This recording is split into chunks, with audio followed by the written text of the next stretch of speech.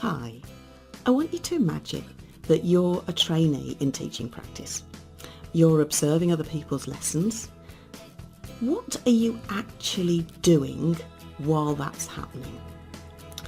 Well, hopefully you're watching and learning because there's a great deal you can learn from this, but maybe you're watching it and really not seeing what's going on. Maybe you're feeling a bit bored and you're daydreaming or Facebooking. And maybe, this is a really common one, you're panicking about your own next lesson and preparing that. As a trainer, what we want is for people to be engaged and interested and noticing what's going on. So how do we achieve this? Well, I think very often we give people some kind of observation task, and that can be useful. But what's even better is if we can get people to communicate in real time about what's happening in the lesson. This video's going to show you how to do just that.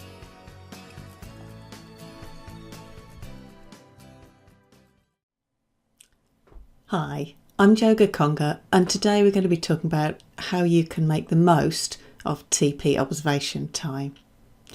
I'd like to say that this is my brilliant idea, but it isn't. So it's thanks to Marie-Thérèse Swaby, who made the observation that trainees spend 30 plus hours on a typical course observing each other, and that they could really be doing something more useful with that time than what currently happens on most courses. So this video is going to be in 3 parts. In part 1, we're going to have a look at what's all this about. Part 2 will be looking at some of the pros and cons, and part 3 will be practicalities of how to actually do this yourself.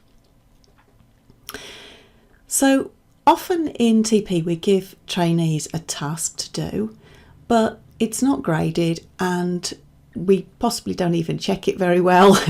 I speak for myself. So, how could we make this more useful? Does that help them to notice?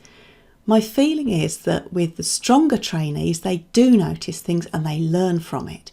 But the weaker trainees, the one who actually need more help, those are the ones who can't see what's going on in front of them and therefore don't get the same sort of benefit. It's almost like, the blind man and the elephant story. They can see small bits of things, but they can't see the whole.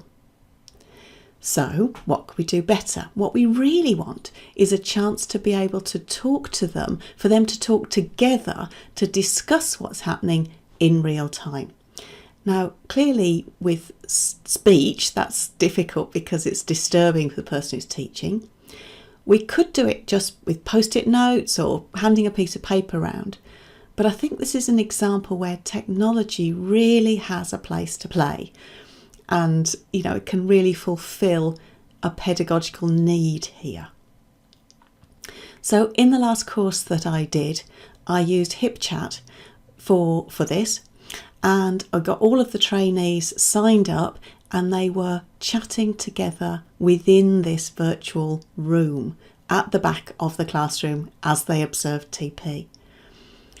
So they could see this on their phones or they could see it on a laptop, as could I obviously, and they could chat together, chatting obviously.